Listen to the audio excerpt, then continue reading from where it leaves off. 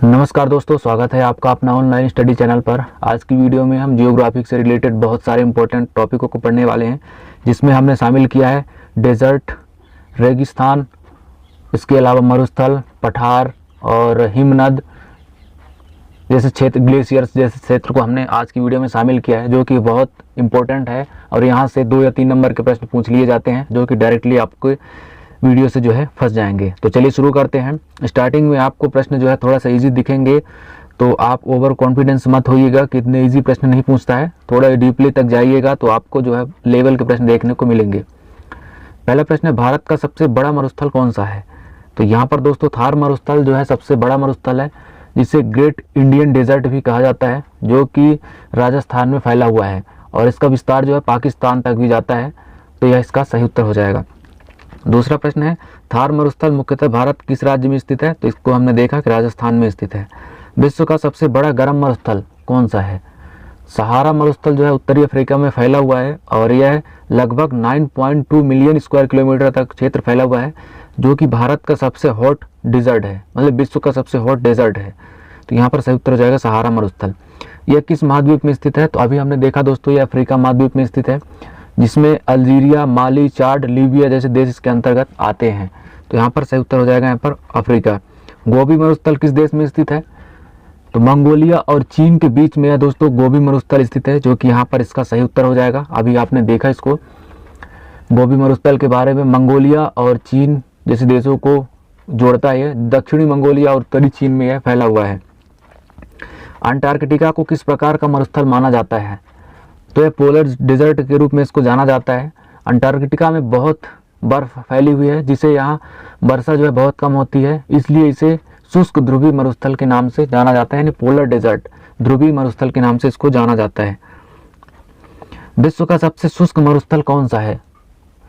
सबसे शुष्क मरुस्थल दोस्तों अटाकामा मरुस्थल जो है दक्षिण अफ्रीका के चिली में स्थित है और यह साल भर में है 1 mm से भी कम वर्षा होती है, इसलिए इसको जो है विश्व का सबसे शुष्क मरुस्थल कहा जाता है। तो इसको आपको ध्यान रखना होगा। अटाकामा मरुस्थल किस महाद्वीप में है? अभी आपने देखा दक्षिण अमेरिका में स्थित है दोस्तों, जहाँ पर बहुत कम बारिश होती है, केवल 1 mm से भी कम बारिश होती है यहाँ पर। कालाहारी मरुस्थल किस क्षेत्र में स्थित है? तो कालाहारी की बात करें दोस्तों तो साउथ अफ्रीका में यह स्थित है। बोत्सवाना, नामीबिया और दक्षिण अफ्रीका के कुछ हिस्सों में यह फैला हुआ है, जो कि कालाहारी मरुस्थल के क्षेत्र में आते हैं। नामीबिया में कौन सा मरुस्थल पाया जाता है? नामीबिया में दोस्तों नामीब मरुस्थल पाया जाता है। पृथ्वी का सबसे पुराना मरुस्थल माना जाता है और यह अटलांटिक महासागर के किनारे स्थित है। तो इसका सही उत्तर हो जाएगा दोस्तों नामीब डेजर्ट। कच्छ का रण किसके लिए जाना जाता है? तो कच्छ का रण दोस्तों गुजरात में स्थित एक जो है साल्टी दलदली क्षेत्र है, जहाँ पर सफ़ेद नमक जैसे परतें दिखाई देती हैं, इसलिए इसको नमक का दलदली स्थल बोला जाता है, साल्ट मार्श डेजर्ट। तो कच्छ का रण को यह बोला जाता है। दोस्तों यदि आपने चैनल पर पहली बार आए हैं या फिर आपने चैनल को सब्सक्राइब नहीं किया है तो प्लीज़ सब्सक्राइब कर लीजिए और सपोर्ट करने के लिए आप जो है वीडियो को लाइक करिएगा। अच्छा लग रहा हो तो कमेंट करके अपनी राय बताइएगा। अगला प्रश्न है, थार मरुस्थल के पास कौन सी नदी बहती है? इंपॉर्टेंट प्रश्न है दोस्तों। थार मरुस्थल के पास कौन सी नदी बहती है? लूनी नदी, जो कि राजस्थान की एक प्रमुख नदी है, थार मरुस्थल के शुष्क क्षेत्रों में बहती हुई है और एक खारा पानी की नदी है। तो आपको इसको याद रखना होगा, लूनी नदी जो है थार मरुस्थल के पास से बहती है, जो कि यहाँ पर ऑप्शन नंबर बी में दिया हुआ है। ऑस्ट्रेलिया का सबसे बड़ा मरुस्थल कौन सा है? ग्रेट विक्टोरिया मरुस्थल जो है ऑस्ट्रेलिया का सबसे बड़ा मरुस्थल है, डेजर्ट है। यह मरुस्थल पश्चिमी और दक्षिणी ऑस्ट्रेलिया में फैला हुआ है। इसका नाम ब्रिटेन की रानी विक्टोरिया के नाम पर रखा गया है, ग्रेट विक्टोरिया मरुस्थल। तो आपको यह ध्यान रखना होगा। भारत और पाकिस्तान के बीच में कौन सा मरुस्थल है? तो भारत और पाकिस्तान के बीच में हमने स्टार्टिंग में देखा कि थार का मरुस्थल है, जो कि राजस्थान में फैला हुआ है और जो कि सिंध क्षेत्र में ज़्यादा फैला हुआ है पाकिस्तान के। भारत के किस शहर में मरुस्थल महोत्सव मनाया जाता है?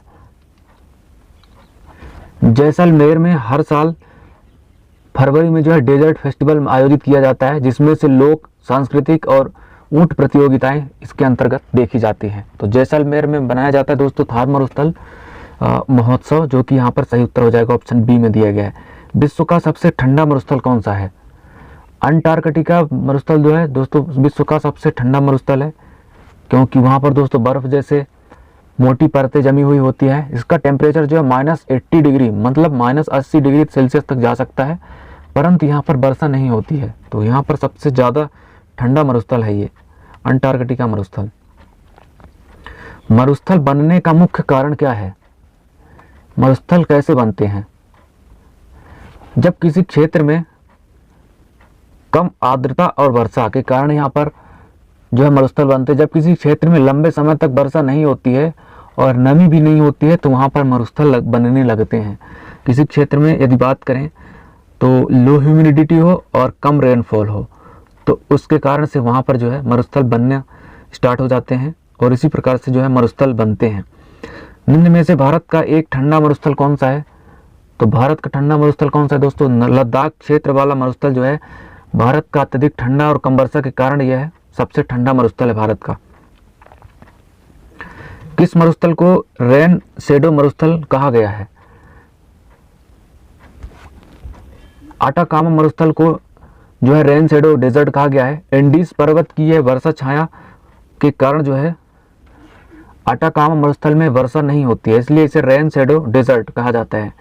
एंडीज पर्वत की जो है बारिश की छाया इस पे पड़ती है तो इस मरुस्थल को जो है रेन शैडो डेजर्ट कहा जाता है। तो इसको आपको ध्यान रखना होगा। सहारा मरुस्थल कितने देशों को स्पर्श करता है?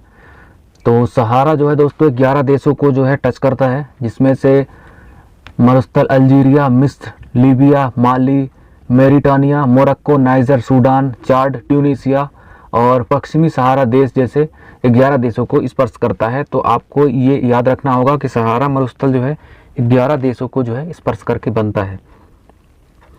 थार मरुस्थल किस जलवायु क्षेत्र में स्थित है? थार मरुस्थल दोस्तों किस जलवायु क्षेत्र में स्थित है?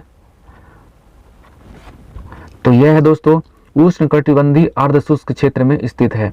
अटाकामा मरुस्थल को पृथ्वी का सबसे शुष्क स्थान क्यों माना जाता है? क्योंकि इंडीज पर्वत की छाया इस पर पड़ती है तो यहाँ पर बारिश नहीं होती, इसलिए इसको शैडो इफेक्ट भी कहा जाता है। निम्न में से कौन सा कारण मरुस्थल के निर्माण के लिए उत्तरदायी नहीं है? किस कारण से जो है मरुस्थल नहीं बनते हैं? तो भारी मानसूनी वर्षा यहाँ पर अगर होगी तो मरुस्थल तो नहीं बनेंगे। तो इसका मेन कारण तीन ऑप्शंस दिए गए हैं, जैसे पर्वतीय अवरोध, उच्च दबाव पट्टियाँ मतलब high pressure belts, cold ocean current धाराएं जो जिनका कारण से जो है मरुस्थल का निर्माण होता है, जबकि भारी मानसून बारिश के कारण मरुस्थल का निर्माण नहीं होता है, इसलिए इसका उत्तरदायी नहीं होगा ये। भारत का कौन सा मरुस्थल क्षेत्र गर्म एवं ठंडे मरुस्थल दोनों में विशेषताएं दर्शाता है? तो कौन सा है दोस्तों? लद्दाख क्षेत्र का मरुस्थल जो है गर्म और ठंडे मरुस्थल दोनों क्षेत्रों की विशेषताओं को यह दर्शाता है। तो इसका सही उत्तर हो जाएगा ऑप्शन सी। विश्व के सबसे ऊंचे क्षेत्र के रेत के टीले जो है किस मरुस्थल में पाए जाते हैं? तो रेत के टीले जो है नमी मरुस्थल में सबसे ऊंचे पाए जाते हैं रेत के टीले। तो यहाँ पर ऑप्शन नंबर सी सही उत्तर हो जाएगा। कौन सा मरुस्थल पूरी तरह से केवल एक ही देश में स्थित है, मतलब स्वतंत्रता entirely with in a single countries? कौन सा डेजर्ट है? Great Victoria. यह दोस्तों पूरी तरह से एक ही देश पर जो है स्थित है। गर्म मरुस्थलों ये पूछा जाए ग्रेट विक्टोरिया है कहाँ पे, तो उसका आप कमेंट करके बताइएगा, क्योंकि हमने ऊपर बता दिया है। गर्म मरुस्थलों में मुख्य वनस्पतियाँ क्या होती हैं? तो गर्म मरुस्थलों की बात करें दोस्तों, यहाँ पर मुख्य वनस्पतियाँ जो होती हैं कैक्टस जैसे जेरोफाइट पौधे होते हैं। और यदि पूछा जाए कैक्टस की पत्तियाँ जो हैं कांटों में क्यों बदल जाती हैं, इसका आप कमेंट करके बताइएगा। कौन सा मरुस्थल पेट्रोलियम और प्राकृतिक गैस से भरपूर है? सहारा मरुस्थल के अंदर दोस्तों पेट्रोलियम और प्राकृतिक गैसें बहुत पाई गई है, तो इसको आपको बताना होगा। सहारा मरुस्थल यहाँ पर सही उत्तर हो जाएगा। भारत में व्हाइट डेजर्ट किसे कहा गया है? व्हाइट डेजर्ट जो है दोस्तों कच्छ का रण को कहा गया है, क्योंकि यहाँ पर जो है सफ़ेद कलर की जो सॉल्टी जो है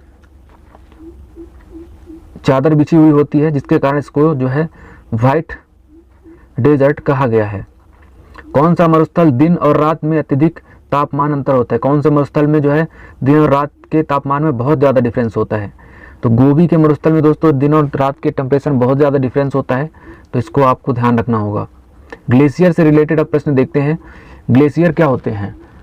तो ग्लेशियर के बारे में बात करेंगे दोस्तों। ग्लेशियर जो है बर्फ का पिघलकर विशाल पिंड होता है, जो कि ऊंचे पर्वतीय क्षेत्र में जमती है और अपने भार के कारण जो है धीरे धीरे नीचे की ओर खिसकने लगती हैं। यह बर्फबारी और संपीड़न का परिणाम होता है। ग्लेशियर किसके बनते हैं? A mass of ice moving slowly over land, धरती पर धीरे धीरे सरकने वाले बर्फ के कारण ग्लेशियर का निर्माण होता है। भारत में सबसे बड़ा ग्लेशियर कौन सा है? तो भारत की बात करें दोस्तों, सियाचिन ग्लेशियर भारत का सबसे बड़ा ग्लेशियर है। काराकोरम पर्वत श्रृंखला में यह ग्लेशियर स्थित है और इसकी लंबाई लगभग 76 किलोमीटर है। दुनिया के सबसे ऊंचे स्थित ग्लेशियरों में से एक है, जहां दोस्तों भारतीय सेना हमेशा तैनात रहती है। निम्नलिखित में से कौन सा ग्लेशियर जो है गंगा नदी का स्रोत है? गंगा नदी जो है स्रोत किस ग्लेशियर से बनती है? तो गंगोत्री ग्लेशियर से, जो कि उत्तराखंड के गढ़वाल हिमालय में स्थित है। और भागीरथी नदी जो कि गंगा की मुख्य धारा है, यहाँ से भी निकलती है। जेमू ग्लेशियर भारत के किस राज्य में स्थित है? जेमू ग्लेशियर के बारे में बात करें दोस्तों, सिक्किम के कंचनजंगा में स्थित है दोस्तों। यह राज्य के प्रमुख जो है ग्लेशियरों में से एक माना जाता है, सिक्किम में स्थित है। इसको आपको याद रखना होगा, जेमू ग्लेशियर सिक्किम में स्थित है। निम्नलिखित में से भारत का कौन सा क्षेत्र ठंडा मरुस्थलीय ग्लेशियर क्षेत्र कहलाता है? तो चार ऑप्शन में देख के आपको समझ में आ गया होगा कि ठंडा मरुस्थल कौन सा होगा, लद्दाख ही होगा। यह ऊंचाई वाला शुष्क क्षेत्र है जहाँ पर तापमान बहुत कम रहता है और अनेक ग्लेशियर पाए जाते हैं जहाँ का, इसलिए भारत का यह जो है सबसे ठंडा मरुस्थल भी कहलाता है। जिस प्रक्रिया द्वारा ग्लेशियर भूमि से खिसकता है उसे क्या कहते हैं? घर्षण, जिसको एब्रेशन बोला जाता है दोस्तों। इस प्रक्रिया के द्वारा जो है नीचे की चट्टानें और मिट्टी को घिसता है और इस प्रक्रिया को एब्जॉर्प्शन कहा जाता है। इससे जो है घाटियां और यू आकार की घाटियां जो है बनती हैं, तो इसको आपको ध्यान रखना होगा। इनमें से कौन सी भारतीय नदी ग्लेशियर से निकलती है? कौन सी नदी ग्लेशियर से निकलती है दोस्तों? तो यहाँ पर यमुना नदी जो है भारत की ग्लेशियर से निकलती है। यमुनोत्री ग्लेशियर से निकलती है जो कि उत्तराखंड में ही स्थित है। और यहाँ पर बात करें दोस्तों, गंगा नदी भी गंगोत्री ग्लेशियर से निकलती है, जो कि यहाँ पर ऑप्शन में दिया नहीं गया है। ग्लेशियर भौगोलिक शब्दावली में मोरेन क्या होता है? मोरेन का क्या अर्थ है दोस्तों? ग्लेशियर द्वारा छोड़े गए पत्थरों का ढेर जो है मोरेन कहलाता है। जब ग्लेशियर पिघलता है तो वह अपने साथ लाए हुए चट्टानों और मिट्टी को छोड़ देता है। इस प्रकार से ढेर का निर्माण होता है जिसको मोरेन कहा जाता है। यह भू आकृतियां संरचना की हिस्सा होती हैं। तो rock debris left behind by glaciers, तो इसको आपको थोड़ा सा ध्यान रखना होगा। किस महाद्वीप पर सबसे अधिक ग्लेशियर बर्फ फैले हुए हैं? अंटार्कटिका महाद्वीप पर जो है पृथ्वी का 70% जो है ग्लेशियर फैले हुए हैं, जहां पर ताजे पानी का बर्फ भी यहाँ पर मौजूद है। यह पूरे विश्व का सबसे बड़ा बर्फ का भंडार भी माना जाता है। तो यहाँ पर अंटार्कटिका महाद्वीप सही उत्तर हो जाएगा। ग्लेशियर के पिघलने से कौन सी मुख्य पर्यावरणीय समस्या उत्पन्न होती है? तो ग्लेशियर के पिघलने से क्या होगा? समुद्री स्तर में वृद्धि होगी, क्योंकि नदियां का वाटर लेवल ज़्यादा होगा और वो नदियां जाके समुद्र में मिलेगी, इसके कारण समुद्र के स्तर में वृद्धि होगी। तो यह दोस्तों आपको पता ही होगा। अब यहाँ से स्टार्ट करते हैं प्लेट्यूज के बारे में, पठारों पर आधारित प्रश्न। पहला है, पठार क्या होता है? पठार कैसे निर्माण का बनता है दोस्तों? तो पठार के बारे में बात करें तो यह समतल वाला ऊंचा स्वरूप होता है, स्थल रूप होता है, जिसको पठार बोला जाता है। ए फ्लैट एलिवेटेड लैंड फॉर्म, यह समतल ऊंचा स्तर वाला होता है जो कि पठार कहलाता है, जो समुद्र तल से ऊंचाई पर होता है लेकिन ऊपर से समतल होता है, जिसे टेबल लैंड भी कहा जाता है। विश्व का सबसे बड़ा पठार कौन सा है? तो बात करें दोस्तों, टाइबेटियन प्लेटू, तिब्बत का पठार जो है भारत का विश्व का सबसे बड़ा पठार है, जिसे विश्व की छत भी कहा जाता है। ये समुद्र तल से 4500 मीटर की ऊंचाई पर स्थित है। भारत का कौन सा पठार खनिज भंडार के रूप में जाना जाता है? छोटा नागपुर का पठार को दोस्तों भारत का खनिज भंडार के रूप में जाना जाता है। ये झारखंड, उड़ीसा, छत्तीसगढ़ में फैला हुआ है और कोयला, लोहा, बॉक्साइट जैसे खनिजों के लिए जो है भरपूर मात्रा इसके अंदर पाई जाती है। छोटा नागपुर का पठार। दक्कन पठार मुख्यतः किस प्रकार की चट्टानों के लिए पाया जाता है?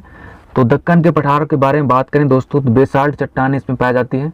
ज्वालामुखी उद्गारों से यह बना हुआ है। इसकी चट्टानें काली कठोर बेसाल्ट की है।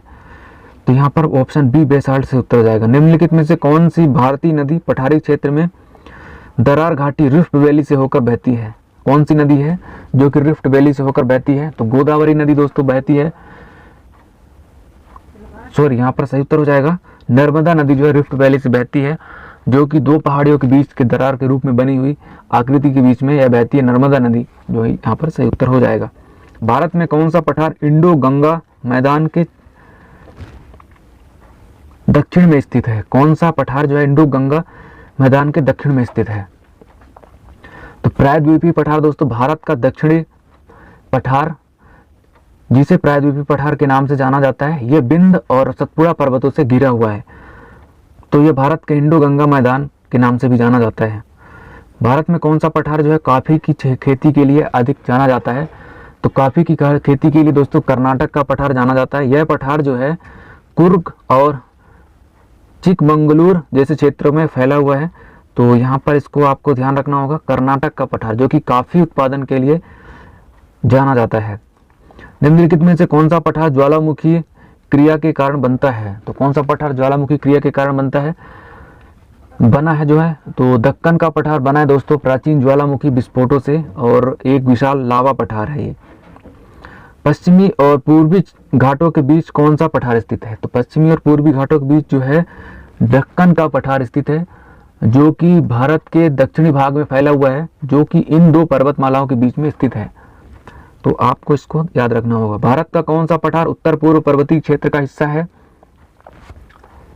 तो यह दोस्तों शिलोंग का पठार, जो कि मेघालय राज्य में स्थित है, और यह गारो और खासी जैसी जनजातियों की पहाड़ियों में फैला हुआ है। मेघालय का शिलोंग पठार। जलप्रपातों या वाटरफॉल से रिलेटेड प्रश्न को देखते हैं, और जहां से प्रश्न बनते हैं। विश्व का सबसे ऊंचा जलप्रपात कौन सा है? तो बात करेंगे दोस्तों तो एंजल जलप्रपात जो है सबसे ऊंचा जलप्रपात है। इसमें दोस्तों व्याख्या भी, एक्सप्लेनेशन भी दी गई है, और यह वेनेजुएला में स्थित है और इसकी ऊंचाई लगभग 979 मीटर है। तो एंजल जलप्रपात जो है विश्व का सबसे ऊंचा वाटरफॉल है। भारत का सबसे ऊंचा जलप्रपात के बारे में बात करें तो कौन सा है? कुंचिकल जलप्रपात भारत का सबसे ऊंचा जलप्रपात है।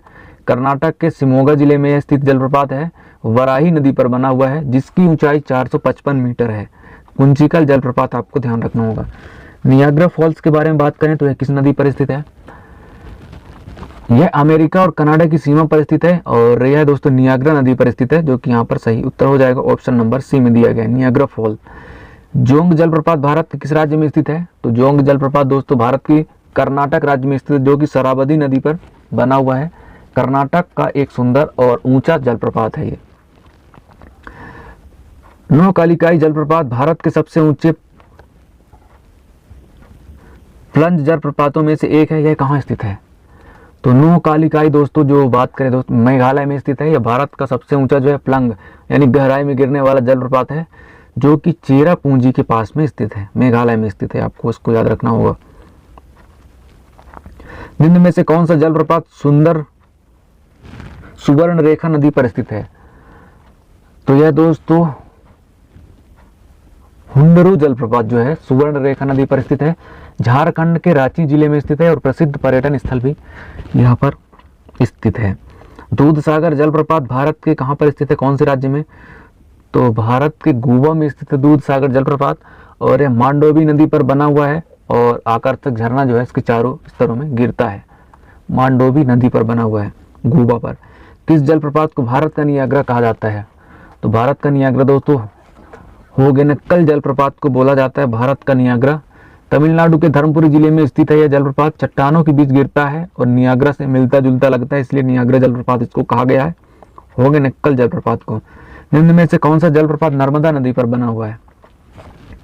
तो यहाँ पर ऑप्शन नंबर ए जो है धुआंधार जलप्रपात और चित्रकूट नहीं कपिलधारा जलप्रपात, ऑप्शन नंबर ए और सी दोनों सही उत्तर हो जाएंगे। मध्य प्रदेश में स्थित है दोस्तों धुआंधार जलप्रपात, और जो है चित्रकूट जलप्रपात छत्तीसगढ़। चित्रकूट जलप्रपात जिसे मिनी नियाग्रा भी कहा जाता है, एक भारतीय राज्य में स्थित है। तो कहाँ पर स्थित है दोस्तों? ये मध्य प्रदेश छत्तीसगढ़ में स्थित है। चित्रकूट जलप्रपात मिनी नियाग्रा के नाम से इसको जाना जाता है। ये बस्तर जिले में स्थित है, जो कि यहाँ पर सही उत्तर हो जाएगा। माउंटेन्स प्रोसेस या पर्वतीय दर्रे पर आधारित प्रश्न को देखते हैं। भारत का सबसे ऊंचा मोटरेबल दर्रा कौन सा है? तो खारदुंगला या लद्दाख में स्थित है दोस्तों सबसे ऊंचा जलप्रपात है, माउंटेन दर्रा, माउंटेन पासेस हैं, जो कि समुद्र तल से 5359 मीटर की ऊंचाई पर स्थित है। नाथुला भारत को किस देश से जोड़ता है? तो नाथुला दर्रा जो है भारत को चीन देश से जोड़ता है। यह दर्रा सिक्किम राज्य में स्थित है और भारत चीन व्यापार मार्ग का ये हिस्सा है। कौन सा दर्रा लद्दाख का प्रवेश द्वार कहलाता है? जोजिला दर्रा श्रीनगर से ले जाने के मार्ग को जोड़ता है और इसलिए जो है भारत का प्रवेश द्वार, लद्दाख का प्रवेश द्वार जाना जाता है जोजिला दर्रा को। लिपुलेख दर्रा भारत के किस राज्य में स्थित है? उत्तराखंड में स्थित है दोस्तों लिपुलेख दर्रा। यह कैलाश मानसरोवर यात्रा मार्ग में पड़ता है। तो सही उत्तर हो जाएगा ऑप्शन ए उत्तराखंड। जेलेपला दर्रा जो है किन के बीच स्थित है? तो जेलेपला के बारे में बात करें दोस्तों, सिक्किम और तिब्बत के बीच में यह स्थित है दोस्तों जेलेपला दर्रा, जो कि यह प्राचीन व्यापारिक मार्ग हुआ करता था। कौन सा दर्रा सिकंदर के भारत आक्रमण से जुड़ा हुआ है? सिकंदर के भारत आक्रमण से कौन सा जुड़ा हुआ है? खैबर दर्रा। यह पाकिस्तान और अफगानिस्तान के बीच में स्थित है। प्राचीन आक्रमणकारी जो है भारत के इसी मार्ग से भारत में आए हुए थे। बनिहाल दर्रा किस पर्वतीय श्रृंखला का हिस्सा है? पीर पंजाल का हिस्सा है दोस्तों बनिहाल दर्रा। जम्मू और श्रीनगर को यह जोड़ता है पीर पंजाल। निम्न में से कौन सा दर्रा हिमाचल प्रदेश में स्थित है? तो हिमाचल प्रदेश में दोस्तों रोहतांग दर्रा जो स्थित है कुल्लू और लाहौल स्पीति को यह जोड़ता है। तो रोहतांग दर्रा यहाँ पर सही उत्तर हो जाएगा। सिपकीला दर्रा जो है किनके बीच व्यापार मार्ग को जोड़ता है? तो दोस्तों चीन जो है कुल्लू, सिपकीला भारत और चीन देश के बीच में व्यापार मार्ग को जोड़ता है। तो आपको इसको सही उत्तर याद रखना होगा, भारत एंड चाइना। रोहतांग दर्रा किन क्षेत्र को जोड़ता है? तो रोहतांग के बारे में बात करें दोस्तों तो यह जो है कुल्लू और लाहौल स्पीति के बीच में जोड़ता है, जो कि यहाँ पर सही उत्तर हो जाएगा, ऑप्शन सी में दिया गया है। पश्चिमी घाट की सबसे ऊंची चोटी कौन सी है? अनाईमुडी यह केरल राज्य में स्थित है, जिसकी ऊंचाई 2695 मीटर है, जो कि पश्चिमी घाट की सबसे ऊंची चोटी में शामिल है। डोडा बेट्टा चोटी किस राज्य में स्थित है? इंपॉर्टेंट प्रश्न ये पूछा जा चुका है। किस राज्य में स्थित है दोस्तों? तमिलनाडु में स्थित है। इसको आपको ध्यान रखना होगा। मुल्लायनगिरी चोटी कहाँ स्थित है? तो यह दोस्तों कर्नाटका में स्थित है मुल्लायनगिरी चोटी। नीलगिरी पहाड़ियों की सबसे ऊंची चोटी कौन सी है? डोडा बेट्टा चोटी जो है नीलगिरी की सबसे ऊंची पहाड़ी चोटियों में से मानी जाती है। निम्न में से कौन सी चोटी जो है सतपुड़ा श्रृंखला में स्थित है? तो यह धूपगढ़ की चोटी स्थित है, मध्य प्रदेश में है, पचमढ़ी के पास में। धूपगढ़ की चोटी जो है मध्य प्रदेश में स्थित। महाराष्ट्र की सबसे ऊंची चोटी जो है कालसुबाई किस पर्वतमाला में स्थित है? तो पश्चिमी घाट में स्थित है दोस्तों। तो इसको आपको ध्यान रखना होगा। कालसुबाई श्रृंखला जो है पश्चिमी घाट में स्थित है, जो कि महाराष्ट्र की सबसे ऊंची चोटी है। 1646 मीटर ऊंची है ये। महेंद्रगिरी पर्वत भारतीय राज्य में स्थित है। किस भारतीय राज्य में स्थित? महेंद्रगिरी उड़ीसा में स्थित है दोस्तों। इसको आपको ध्यान रखना होगा। जांस्कर पर्वतमाला भारत के किस भाग में स्थित है? पश्चिमी हिमालय में स्थित है, जो वेस्टर्न हिमालय में स्थित है जांस्कर पर्वतमाला। निम्न में से कौन सा काराकोरम श्रृंखला की चोटी नहीं है? तो नुनकुन श्रृंखला जो है काराकोरम श्रृंखला की चोटी नहीं है। माउंट मकालू किस देश में स्थित है? तो माउंट मकालू की बात करें दोस्तों तो नेपाल में स्थित है। इजी प्रश्न है। कौन सी चोटी भारत और पाकिस्तान के बीच साझा करती है? तो दोस्तों केटू चोटी जो है भारत ने चीन और पाकिस्तान के बीच में साझा करती है। केटू चोटी आपको ध्यान रखना होगा। हिमाचल प्रदेश में कौन सी पर्वत चोटी स्थित है? तो हिमाचल प्रदेश में दोस्तों रियो पुंगियल स्थित है। और नमचा बारवा चोटी किस भारतीय राज्य में स्थित है? तो नमचा बारवा चोटी जो है अरुणाचल प्रदेश में स्थित है। गौरी चैन पर्वत किस राज्य में स्थित है? तो यह दोस्तों अरुणाचल प्रदेश में स्थित है। माउंट एल्ब्रस किस देश में स्थित है? तो रसिया में स्थित है दोस्तों माउंट एल्ब्रस, जो कि यहाँ पर सही उत्तर हो जाएगा माउंट एल्ब्रस। माउंट किलिमंजारो कहाँ पर स्थित है? तो यह स्थित है दोस्तों तंजानिया में। माउंट किलिमंजारो तंजानिया देश में स्थित है। अफ्रीका की सबसे ऊंची चोटी कौन सी है? तो अफ्रीका की सबसे ऊंची चोटी की बात करें दोस्तों किलिमंजारो जो माउंट किलिमंजारो जो अफ्रीका की सबसे ऊंची चोटी है। माउंट एकांकागुआ किस महाद्वीप में स्थित है? तो यह दोस्तों दक्षिण अमेरिका में स्थित है माउंट एकांकागुआ, जो कि यहाँ पर सही उत्तर हो जाएगा। माउंट डेनाली या मैकिनली किस देश की सबसे ऊंची चोटी है? तो माउंट डेनाली जो है भारत USA संयुक्त राष्ट्र अमेरिका की सबसे ऊंची। टोटल मिला के 70 से ज़्यादा प्रश्नों को इंक्लूड किया था। तो यदि वीडियो अच्छा लगा हो तो वीडियो को लाइक करिएगा। चैनल पर आए हैं और आपने सब्सक्राइब नहीं किया तो सब्सक्राइब करिएगा। मिलते हैं अगली वीडियो में नए टॉपिक के साथ। जय हिंद, धन्यवाद।